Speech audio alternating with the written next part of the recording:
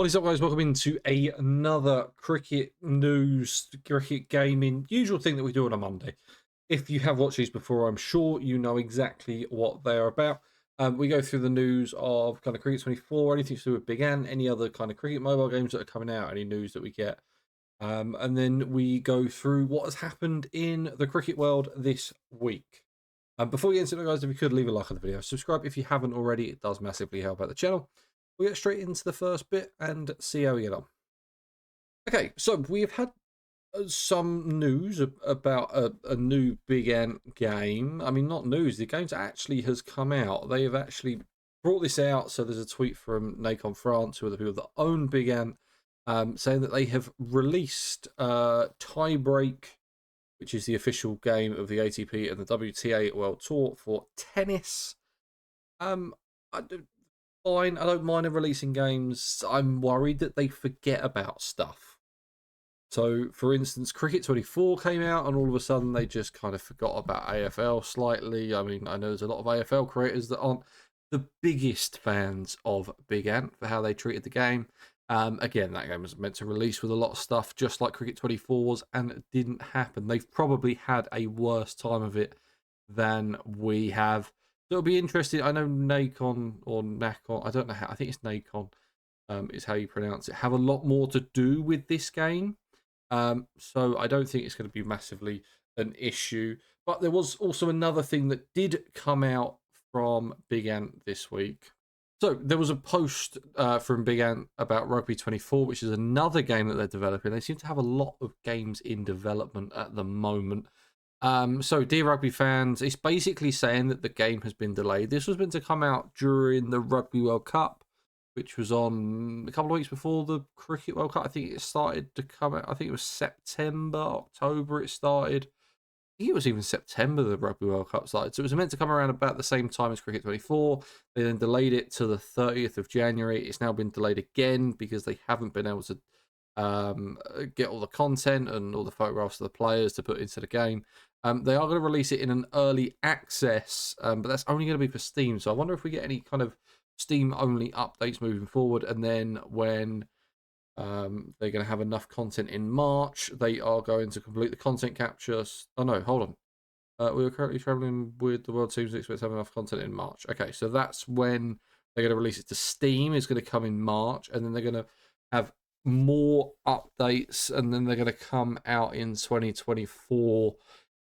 Which is when it released on console. So that's nearly looks like it's going to be nearly a year delayed. So rugby fans must be not very happy about this. But it does worry me if they're spending too much time on other games that the game that I like is going to be kind of broken up. But I guess it's not everything about Cricket 24. That's probably still their biggest money earner. So I don't think they're going to waste too much time on it. One of the greatest test matches happened this week. I mean, yesterday it finished. England beat India in the first test in India, which is just unbelievable. England were 200 runs behind, well, nearly 200 runs behind after the first innings. No one has ever come back from a deficit that big. The previous one was something like Australia in like 1960, and it was like 60 runs. Like, it was just like stats do not kind of comprehend how good this win was for England. Like, they were so good in the last 2 days. I mean, the first 2 days, they were absolutely god awful and absolutely hopeless. None of them really looked like they could hold a bat. The spinners looked terrible. And then Tom Hardy just goes and takes a wonderful 7 for out of nowhere. I mean, just perfect. An absolutely incredible run out from Stokes. And it was just, yeah, no, perfect. Very much looking forward to the first test starting on the second test starting on Friday. I can see. I presume there's going to be some changes in the England side. I don't know how fit Leach is. I think that's probably going to be the only change. You might want to maybe bring in Bashir for Ahmed. I thought Ahmed bowled well, but Rispin always struggles in India. So maybe I'd have a look at Bashir for Rian Ahmed, and then I'd probably maybe have a look at, if Leach is injured, then I'd probably go Leach or Anderson, I'd say. I'd probably go like Anderson and Robinson just for something a bit different. I don't. I think that's what I'd go for the second test. I don't think Wood will play. It's a back-to-back. He didn't bowl that many overs, but it's still a long time out in the field. But I mean, 1-0 up. We've only got to win 2 more to win the series, and win a series there for the first time anyone's won a series since 2012, 2013. Or in England, coming back against India away from 200 runs down would be the most amazing accomplishment in Test cricket this week. What a Test match this one was! I mean, wow. West Indies beat Australia at the Gabba by 8 runs. I mean, no one expected this. I remember seeing Australians post when the kind of schedule came out saying that they were playing Pakistan and West Indies, and everyone just kind of thought, oh, okay, well, we've just kind of got to get through this summer, and then we've got India coming over next year, and then we've got England coming over the year after that, and then it'll be all right. It's not going to be the end of the world. We'll just battle through this year, fill your boots. But just what a performance from the West Indies. And I think I don't want to say I don't want Bazball to take anything credit for anything in this West Indies team, because I think it's been a West Indian thing for many years. But there is a certain level of just fun that these players seem to be having. Like, I really think there's a thing about just liking the people that you play cricket with and just having fun when you walk onto a cricket pitch.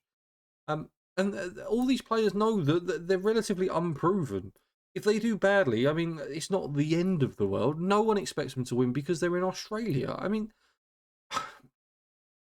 to say that they sent over a D team is probably quite harsh. They had some good players. But, I mean, Shamar Joseph, where have they got him from? I mean, apparently he wasn't even playing cricket 18 months ago. Just unbelievable. 7 for he took today.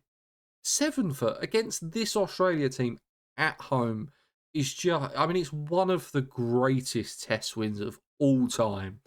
Everyone wrote this team off. And do you know what? Australia haven't looked good this summer. They really have. I know they drew this series and they beat Pakistan 3-0. But if Pakistan could catch, they might have lost that series. They really could. And obviously, they've now drawn the series against the West Indies. I'd love to see another test of this. If they could actually win a series, that would be ridiculous. I don't think they would. I think Australia would probably hammer them if they played again. But absolutely great for West Indies cricket. I really, really hope that this has a push. It's great having the West Indies be good in world cricket. Like, it's so fun when they play. I'm really looking forward to them coming over to England this year, and bringing all the kind of carnival that comes with a West Indies tour. No, I'm really looking forward to that. Well done to West Indies. And Australia looking poor.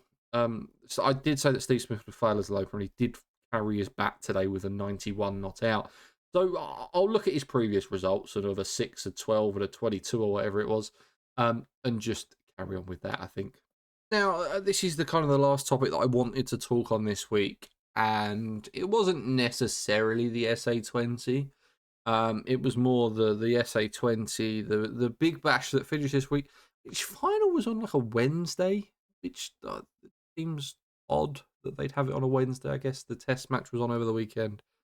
I mean, imagine if they would have had it on a Sunday and no one would have been watching it. Would have been quite amusing. I guess because of the day-night test. Maybe that's why it was, because they had a day-night test at the same time. Probably that's why it was on a Wednesday. But who cares?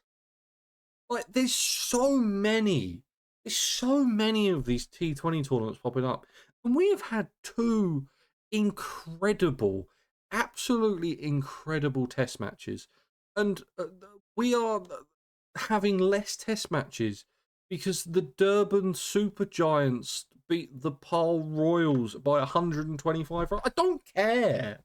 Like, what? Let's just play more test match cricket. It's so much better than whatever crap this is. Like, I usually don't mind the SA20. I will watch it. It's actually one of the better tournaments.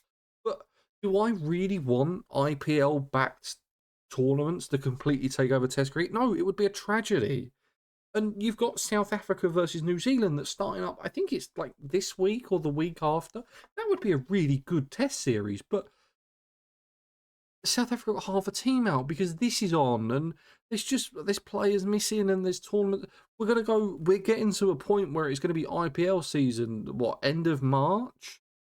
And then there's no cricket played between March and May because this tournament has its own kind of 2-month window that no one can play cricket in. And I just don't understand it when Test match cricket is so good. And it's such a pure form of the game. And there's the times where, like, you can have an exciting T20 game, but it just doesn't. I've never been so excited over a T20 game that I was about the England-India test, about the Australia-West Indies test this week, as I have about the Ashes that happened in the summer, as I had against the New Zealand-England game when England lost by 1 run. And there's just so many good test matches. And there should be good T20 games, but there just doesn't seem to be any. There seems to be like 10 games in a row that are just dull. I mean, I didn't watch this game. It's going to be dull. I mean, I think Urban scored like 200 and Paul got bowled out for 80. Like, what's the point? Like, can we just please not get rid of Test cricket? I know it brings in money, T20 stuff, but for how long?